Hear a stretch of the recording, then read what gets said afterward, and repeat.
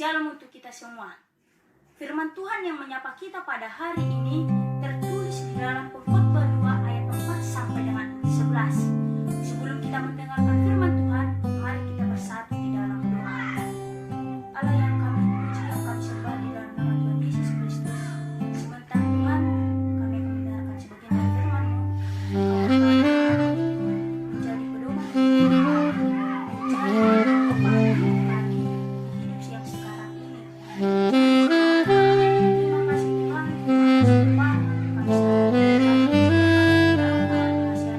dalam nama Tuhan Yesus Kristus. Amin. Shalom untuk kita semua. Ya. Di sini saya akan menyampaikan firman Tuhan yang tertulis di dalam Pengkhotbah 2 ayat 4 sampai dengan 11. Saya akan membacakan kita semua. Judul perikop hikmat dan kebodohan adalah hal yang sia-sia. Ayat yang keempat. Aku melakukan pekerjaan yang besar, mendirikan bagiku rumah-rumah, menanami bagiku kebun-kebun. Aku mengusahakan bagiku kebun-kebun dan tanam-tanaman, dan menanaminya dengan rupa-rupa pohon dan buah-buahan. Aku menggali bagiku kolam-kolam, mengairi dari situ tanaman pohon-pohon muda. Aku membeli kuda-kuda dan laki-laki dan perempuan, dan ada kuda-kuda yang lahir di rumahku. Aku mempunyai juga banyak sapi dan kambing domba melebihi siapapun yang terbesar di Yerusalem sebelum aku. Aku mengumpulkan bagiku juga perak dan emas, harta benda raja-raja dan biduan-biduan dan biduan-biduan kita, dan yang menyenangkan anak-anak manusia, yakni banyak. Dengan demikian aku menjadi besar, bahkan lebih besar daripada siapapun yang pernah hidup di Yerusalem sebelum aku. Dalam pada itu hikmat aku tidak melimpani dan aku tidak menangis dari sukacita apapun, sebab hatiku bersukacita karena segala jeripayahku. Itulah buah segala jeripayahku, yang ketika aku meneliti segala pekerjaan yang telah kulakukan, tanganku dan segala usaha yang kulakukan untuk itu dengan jeripayah, lihatlah, segala sesuatu adalah sia-sia, dan usaha menjaring angin memang tak ada bawah matahari. Saudara-saudari yang terkasih di dalam nama Tuhan Yesus Kristus, pada hari ini saya mengambil tema di dalam Pengkhotbah 2 ayat 4 sampai dengan 11 adalah hidup di zaman sekarang. Ya, kita mengerti bahwa hidup di zaman sekarang adalah hidup yang penuh dengan instan, hidup yang penuh dengan serba murah,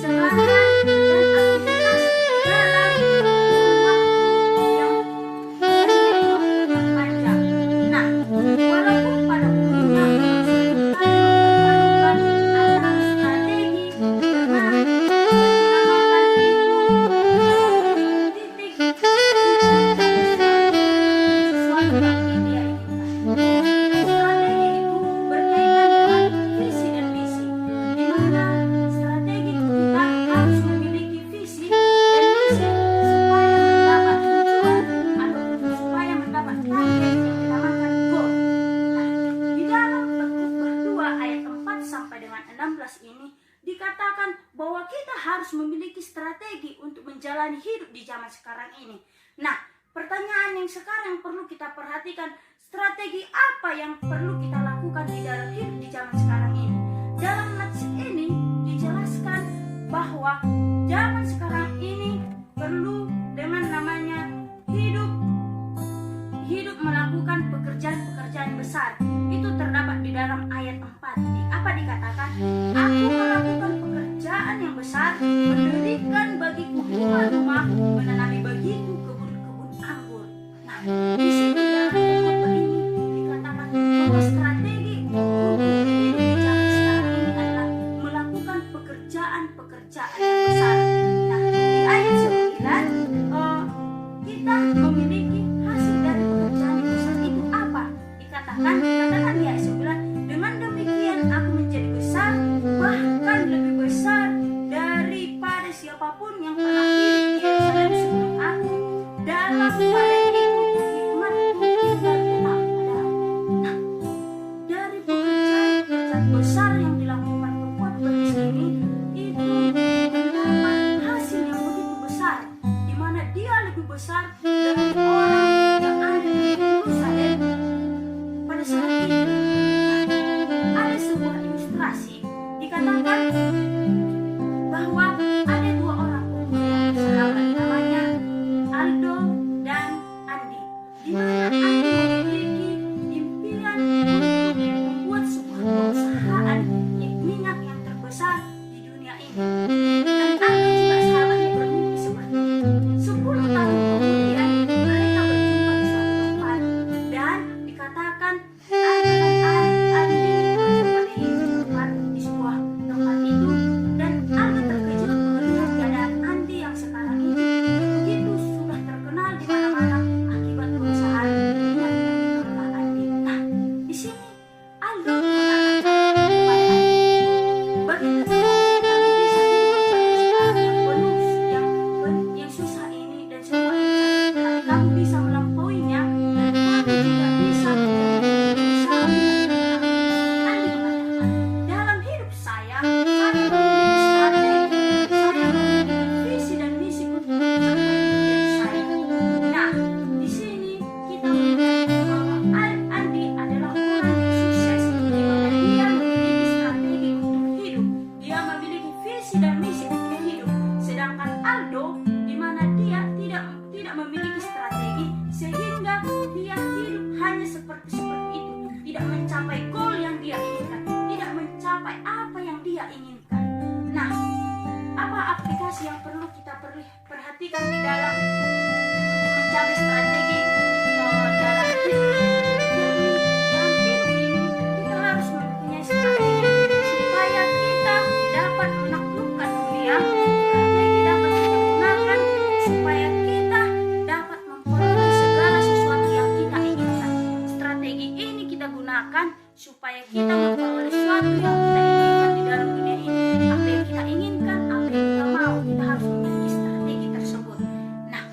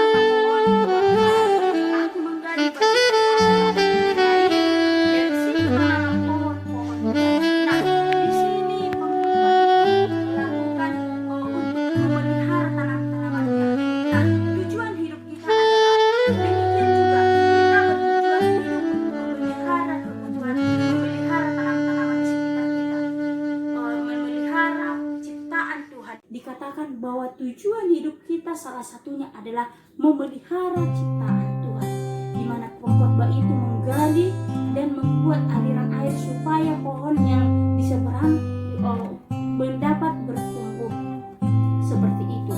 Nah, bahwa pengkhotbah di sini menunjukkan bahwa sebagai manusia kita harus turut ikut melestarikan lingkungan kita. Sebagai manusia kita jangan menghancurkan ciptaan, tetapi kita harus melestarikan apa yang sudah Tuhan berikan kepada kita. Nah, karena itu jika kita dapat melakukan segala itu, kita menjadi orang yang berguna. Tujuan hidup kita menjadi orang yang berguna dengan melestarikan lingkungan kita.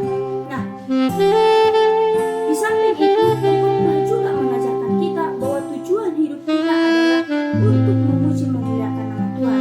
Karena itu, jika kita tidak memuji memuliakan nama Tuhan, meskipun kita memiliki harta yang berlimpah, meskipun kita memiliki istri-istri yang banyak, meskipun kita memiliki kekuasaan, jabatan, itu akan sia-sia jika tujuan hidup kita hanya sebatas itu. Kita tidak menggunakan tujuan hidup kita menjadi lebih baik untuk memuji memuliakan nama Tuhan. Nah, ilustrasi yang dapat kita ambil pada saat ini tentang tujuan hidup adalah putra Raja Lois dan para peran. Raja Lois digulingkan dari tahtanya dan dipenjarakan. Putranya masih muda dibawa oleh para pemberontak pada saat itu. Dan para pemberontak itu mengira bahwa bila mereka dapat menghancurkan moralitas sang pangeran, yakni putra dari Raja Lois tersebut, juga mereka akan menduduki tahta agung yang sebenarnya telah dianugerahkan kepada mereka. Karena itu, para pemberontak tersebut membawa putra Raja Lois tersebut dan di situ untuk bagaimana untuk menghancurkan moralitas putra tersebut. Nah, para pemberontak memberikan minuman-minuman keras, memberikan perempuan-perempuan, memberikan kesenangan yang begitu nikmat di dunia ini, memberikan makanan yang enak-enak, memberikan segala sesuatu nikmat hikmat duniawi ini. Dia diberikan kepada putra Raja Lois tersebut. Tetapi apa yang dilakukan putra Raja Lois tersebut? Nah, selama 6 bulan pangeran putra Raja Lois tersebut diperlakukan seperti itu. Diberikan minuman yang mabuk-mabukkan, diberikan perempuan-perempuan, diberikan narkoba segala macam. Bagaimana supaya putra Raja Lois tersebut hilang moralitas? Dan selama 6 bulan tersebut itu berlangsung terus-menerus. Tetapi apa yang diperlakukan putra Raja Lois tersebut? Tidak sekali tapi kepada semua yang diberikan minum-minuman keras dan sebagainya. Nah, setelah itu para pemberontak menanyakan kepada putra Raja Lois tersebut, mengapa engkau tidak takluk dengan apa yang sudah kami berikan kepada engkau? Bukankah semua ini dapat memberimu kesenangan dan memuaskan nafsu? Maka dijawab putra Lois tersebut, dikatakan, saya tidak dapat melakukan apa yang kamu minta, sebab saya dilahirkan untuk menjadi seorang raja. Nah, pangeran Lois tersebut mengetahui bahwa identitas dan tujuan hidupnya adalah untuk menjadi seorang raja, meskipun pahit dan berjalannya. Nah, dia tahu bahwa dirinya untuk apa dia ada dan untuk apa dia hidup. Tujuan hidupnya dia mengetahui, yakni untuk menjadi seorang raja. Nah, dia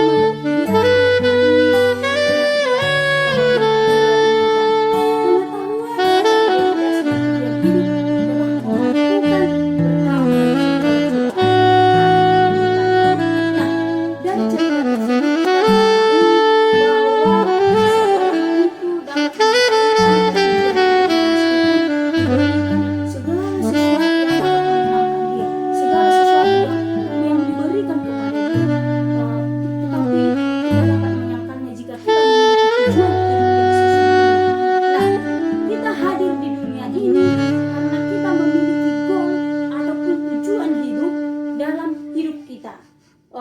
yang kita ingin capai. Tujuan hidup kita bukan didasari untuk kepentingan pribadi, tetapi tujuan hidup kita adalah untuk memuji memuliakan nama Tuhan.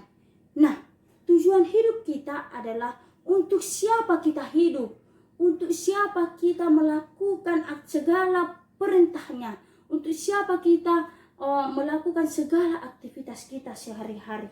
Nah, untuk itu mari kita berpikir sejenak. Inilah hidup kita yang sekarang ini, yang akan menjalani kita mulai dari ini sampai sekarang. Nah, untuk apa sih? Untuk apa kita hidup? Nah, kesimpulan yang kita dapat pada hari ini adalah kita hidup harus memiliki strategi dan tujuan hidup.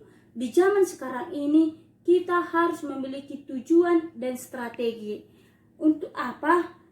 Tujuan hidup itu bukan sekedar memenuhi kebutuhan kita. Tujuan hidup itu bukan sekedar hanya prioritas utama kita, tetapi tujuan hidup kita adalah untuk siapa kita hidup, untuk siapa kita melakukan segala sesuatunya. Nah, apakah untuk sekedar individual atau universal? Apakah hanya sekedar untuk diri kita atau untuk orang lain? Nah, sekarang kita memiliki semua yang di dunia ini. Kita memiliki harta, kita memiliki kekuasaan, kita memiliki segala semua yang jabatan, kekuasaan kita memiliki. Tetapi apakah itu tujuan ending dari goal kita untuk hidup? Apakah di hidup zaman sekarang ini kita itu endingnya? Setelah kita memiliki strategi, kita membuat satu goal dengan memiliki kekuasaan dan lain sebagainya. Apakah itu tujuan hidup? Tidak. Tujuan hidup kita adalah untuk memuliakan nama Tuhan. Untuk memuliakan nama Tuhan saja. Kita hidup memuliakan nama Tuhan. Untuk apa kita memiliki harta yang berlimpah? Untuk apa kita memiliki kekuasaan? Untuk apa kita memiliki segala yang di dunia ini kita dapat kuasai? Kalau kita tidak memiliki Tuhan, kalau kita tidak dapat melakukan apa yang kita lakukan itu untuk memuji memuliakan nama Tuhan, itu hanyalah sia-sia, itu hanyalah sementara jika kita tidak bersama dengan Tuhan. Seperti menjaring angin, tidak ada yang dapat kita jaring jika kita menjaring angin, tidak ada. Itu hanyalah sia-sia. Meskipun banyak usaha kita, kalau kita mencari angin, hanyalah sia-sia di dalam hidup ini. Untuk itu, mari kita mempergunakan hidup kita di zaman sekarang ini untuk memuji memuliakan nama Tuhan. Hidup ini adalah kesempatan. Hidup ini hanyalah sementara. Mari kita memuji memuliakan nama Tuhan dengan apa yang kita miliki, dengan apa yang kita pergunakan. Nah, dalam hidup kita, sudahkah kita memiliki strategi untuk hidup? Sudahkah kita memiliki tujuan untuk hidup? Mari sama-sama kita memaknai hidup ini dengan apa, dengan untuk siapa kita hidup. Amin. Mari kita bersatu di dalam doa. Allah yang kami puji, yang kami sembah di dalam nama Tuhan Yesus Kristus. Inilah kami Tuhan Yesus sebagai anak-anak-Mu yang takut, sebagai anak-anak-Mu yang sudah mendengarkan firman Tuhan. Tuhan berkati kami Tuhan Yesus supaya kami dapat memahami tujuan hidup kami ini hanyalah untuk memuji memuliakan nama-Mu. Terima kasih Bapa, terima kasih Yesus. Kami serahkan hidup kami, jiwa kami dalam tangan pengasihan-Mu. Amin.